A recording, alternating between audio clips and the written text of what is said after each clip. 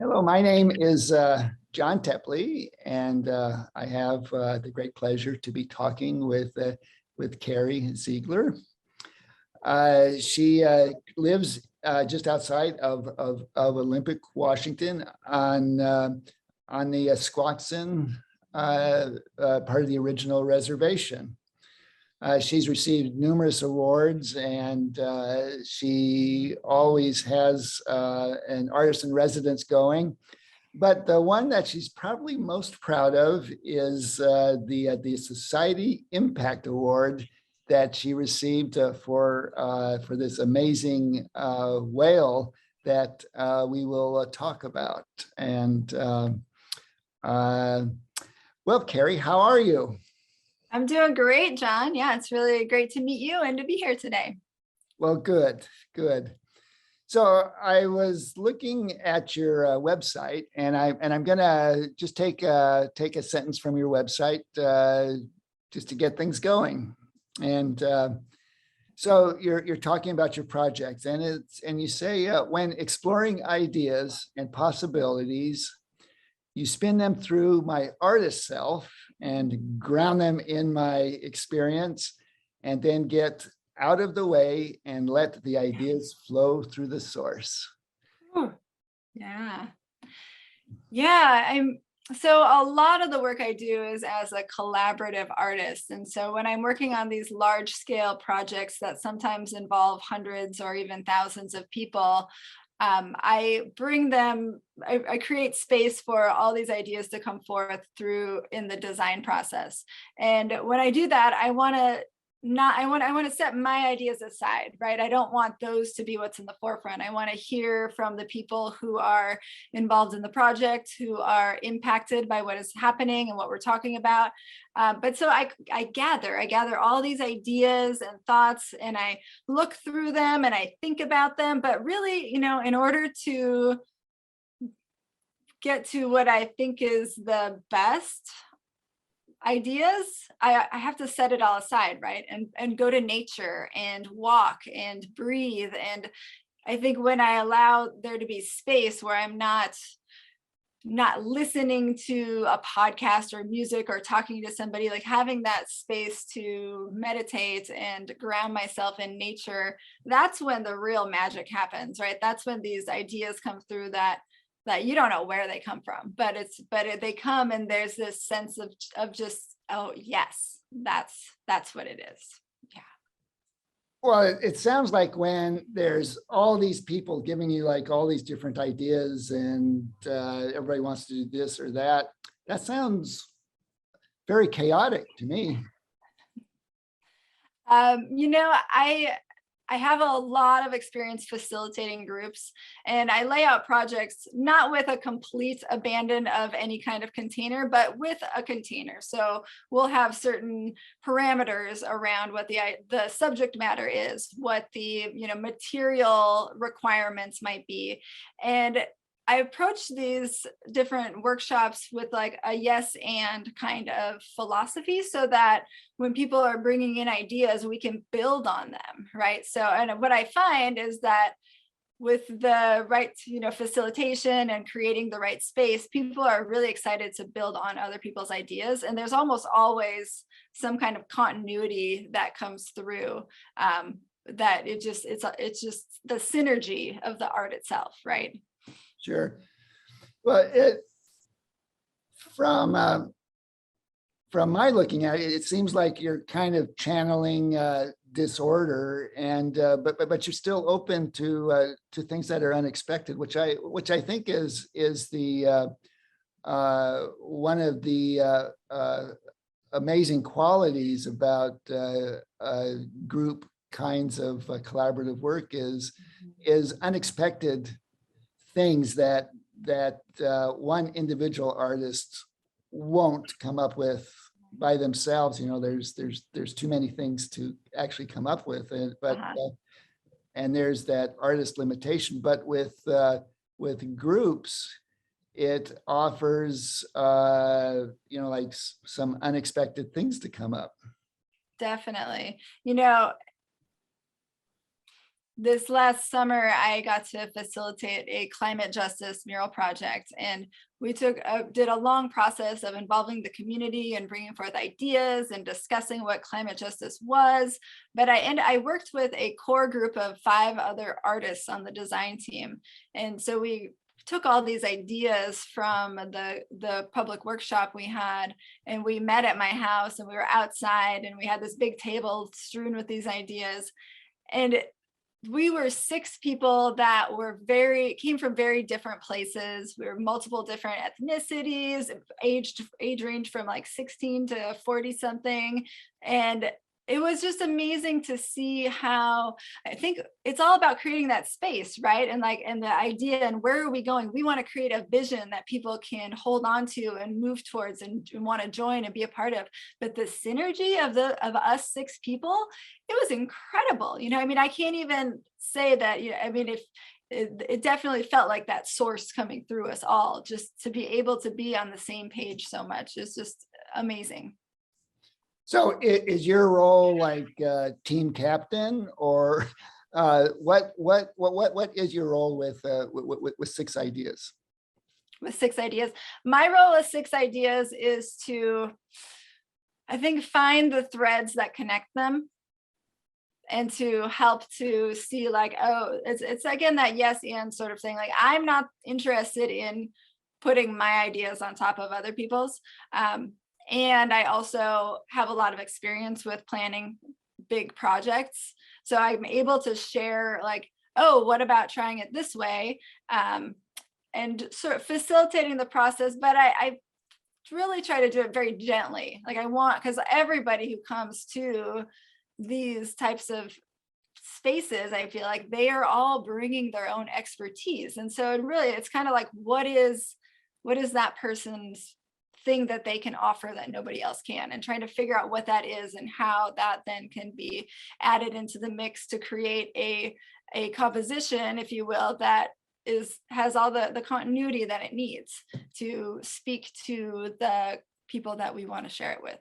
Because in this art, it's all about telling a story, right? We're trying to tell a story with the art, with the creation of the art, and trying to inspire people to take action. So when we have those common goals, I think it helps everybody to work towards that, right?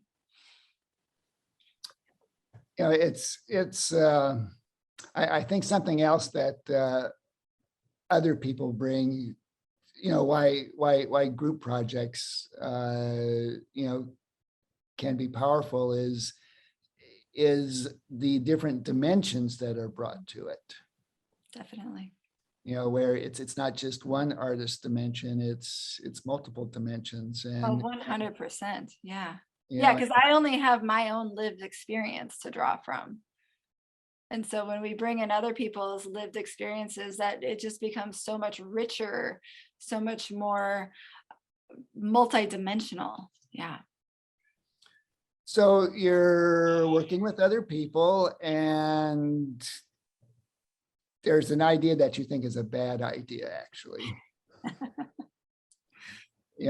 But there's no way that you can actually prove it's a bad idea. Mm-hmm. It's just a feeling that you have because you had the experience, and you've been down bad idea roads, and you've been down good idea roads, and you recognize those things. Can you talk a little bit about how that process would work? Yeah, that's a great question. I think that I would start with, is when I start these projects, I set the stage, right? I create the space, and we talk about what is and is not acceptable, what the parameters are. So first I would look at, does the idea meet these parameters?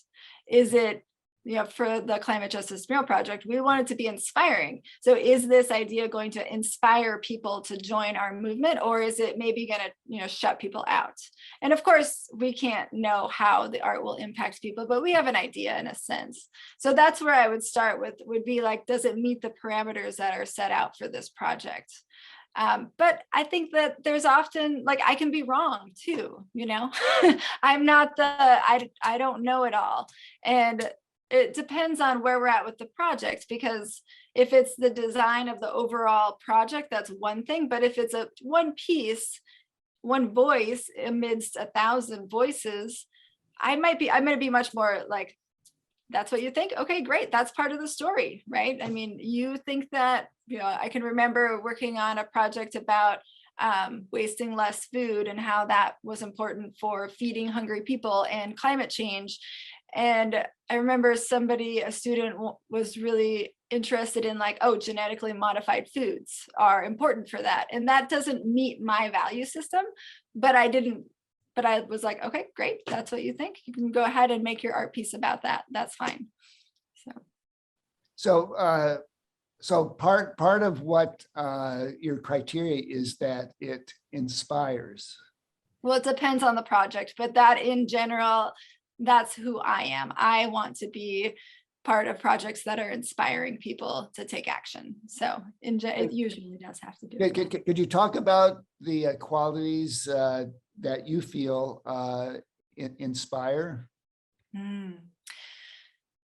I think, I've been doing this work for quite a while, and there's so many different elements to that. But what I've found when I do these large scale projects that incorporate, education about different environmental or social justice issues, and people make art in response to that, and we take that art and we make it part of a bigger art piece, like, what we're getting out of that is a story. And what people connect with is story. When they can relate to something that's being said and be kind of wowed by, like, wow, you're telling me that piece, that hanging installation, was made by 700 kids and adults?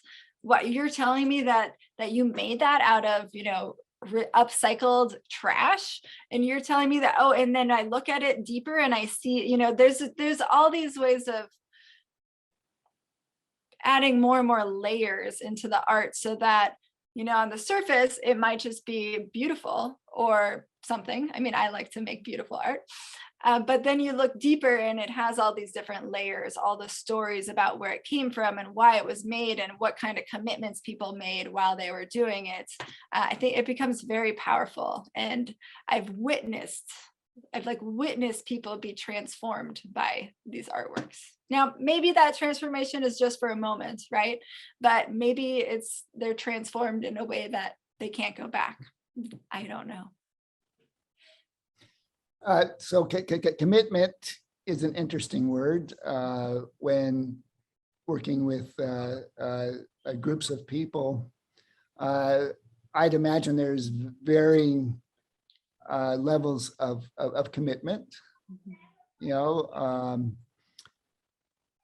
Can you talk about that?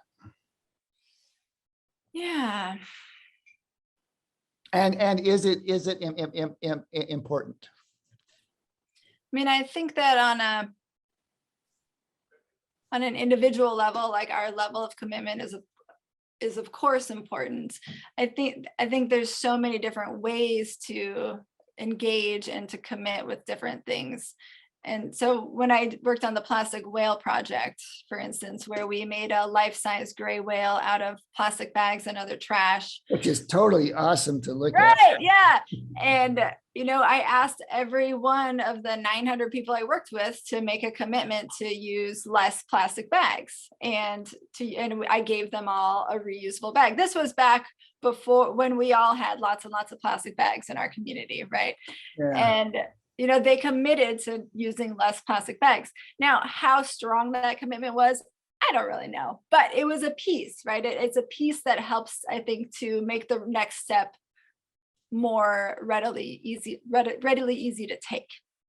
And so even that kind of small commitment, particularly when it's paired with creating something that is much bigger than any one of us can do on our own, I think it can have power. And, there are people in the projects who want to be involved every step of the way, and they'll just show up. And there are other people who are very happy to just, do an hour-long workshop and then be done. I think people get to, as far as I'm concerned, people get to engage and commit at whatever level works for them at that point in time. And I think, talking about, changing minds and commitment, things like that, I think it's pretty rare that a mind is changed. Generally, we may be inclined to go in a particular direction, and things like art and poetry and dance, and they can help us see that better and perhaps move us in that direction. So much of your work is pretty spectacular. Well, thank you. So tell me about the why spectacular? Why spectacular? Yeah. Why not just have a little exhibit in a closet someplace? Why spectacular? I don't have a good answer for you for that one. I think it's just something about me. Like, I have a tendency to make things big. I don't know why that is.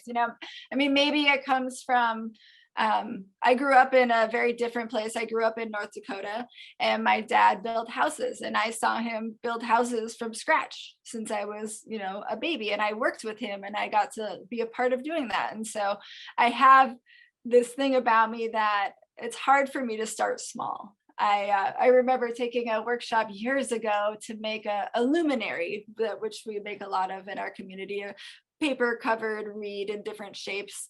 And everybody was making these little stars. And I was like, I'm going to make this, a giant seashell shape that was like this big, and it was a completely different process. And I had all this cane like all over the place. I'm like, I don't know, but it ended up being amazing. So I don't know why it has to be spectacular. It's just part of who I am, I guess. I'm glad you do go spectacular because one, people notice it, in a way that they wouldn't if it's a small piece, and often spectacular is a lot harder than small. And I think people also pay attention to things that are hard. Mm-hmm. If it's not easy to do, we acknowledge that, and especially like I'm thinking of the whale, particularly, and I think I may have seen your luminary.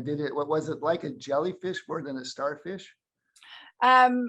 I don't know that the one I was talking about was actually like a seashell shape, like a spiral seashell. But I've made a number of luminaries, and so I'm not. And we also made the biggest one I made was actually the size of a juvenile killer whale, in the shape of a killer whale. So that was probably the biggest one. But I don't know if you saw the one or not.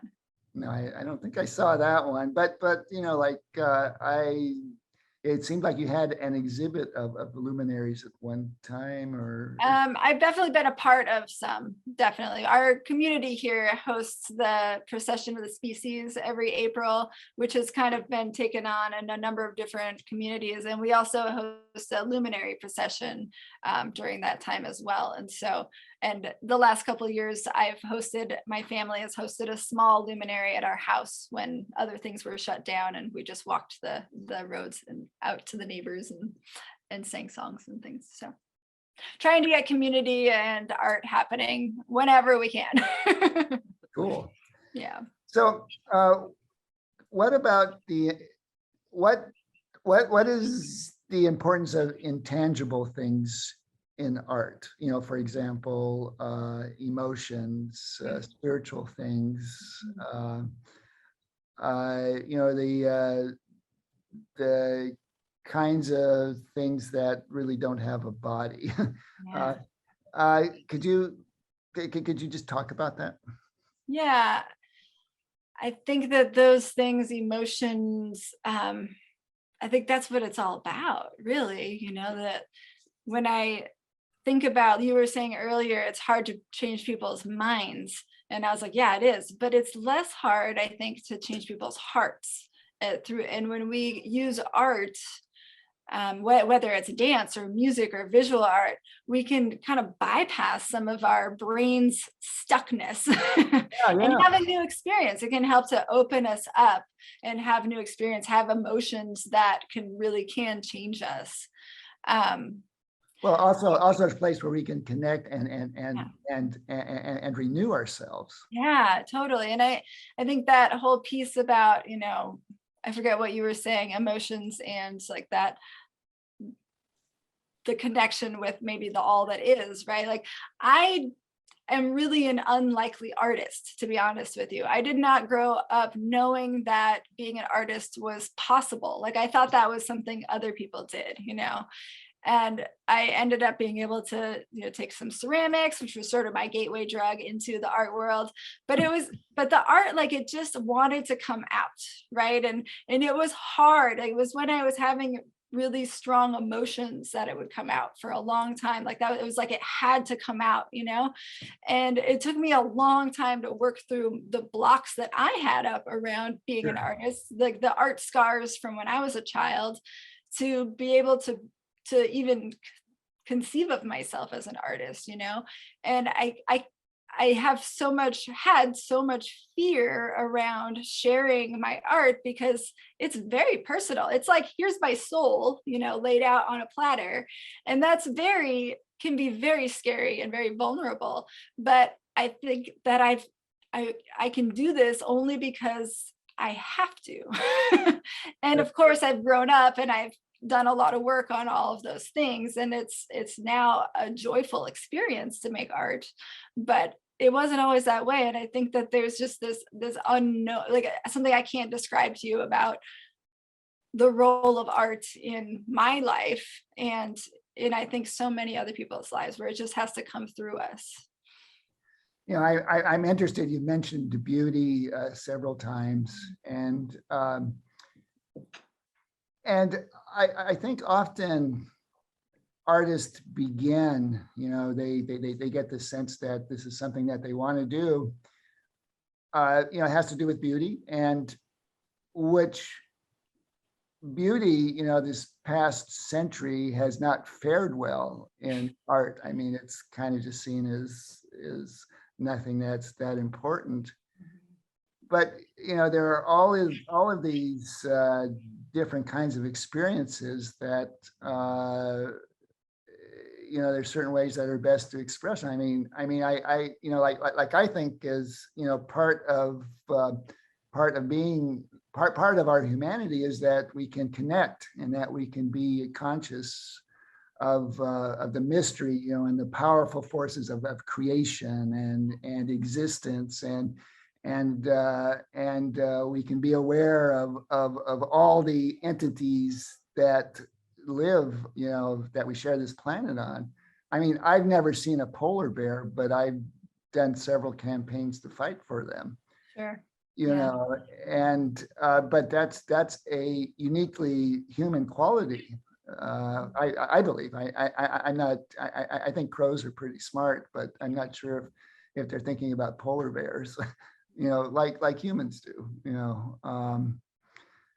I'm not sure where I was going with that, but I'm trying to. There's an important personal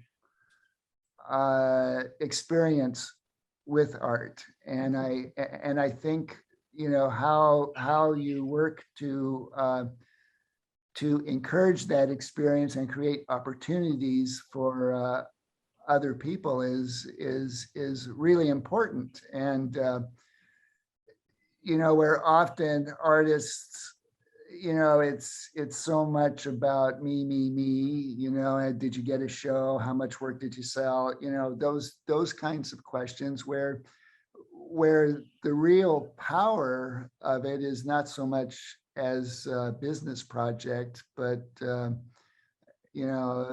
as a spiritual project where you're addressing intangible things that are of the most importance. Yeah, definitely. Yeah, and I'm not a big part of the world of artists that are trying to get shows and sell this and sell that, and I don't know. I'm not so familiar with that because I've just done things my own way. And I work with different organizations, environmental organizations, social organizations, versus like trying to get into a gallery and sell my paintings. And so I think it's a different way of doing things, and it's a different audience as well for me. But beauty, I don't know how it sells or not, but to me, it's incredibly important. I mean, just yesterday, my daughter and I found a little bee that was in a bowl of water outside, and I pulled it out and it was still alive. And I had this little metallic green bee, is like this big, climbing around in my hand, and we just watched it for minutes. And it Wow. was so beautiful. I mean, Yeah. like that's art right there. Like I can make beautiful things, but when I think about what beauty is, it's this planet is so incredible, and it is so inspirational. And that's why I was so interested in being a part of your project when I heard about it, because I think it's another way to help us to understand the importance and the connection that we have to this place, that this big blue marble we call home, right? And I love the idea of looking at it over time and sharing that with all these other artists and people. Yeah, I think that often artists, their voice isn't sought. It's not really valued. But Yeah. we offer something that's really important, and it's not science, it's not economics, it's not about jobs, technology, but it's about feelings, and it's about the intangible things, and importantly, it's about why we care about things, Yeah. things we find beautiful. I mean, those are the things we care about, we want to preserve, we will protect, we will fight to protect. And that's something that the artist can do. We can make these beautiful whales, or hands holding apples, or many other things, and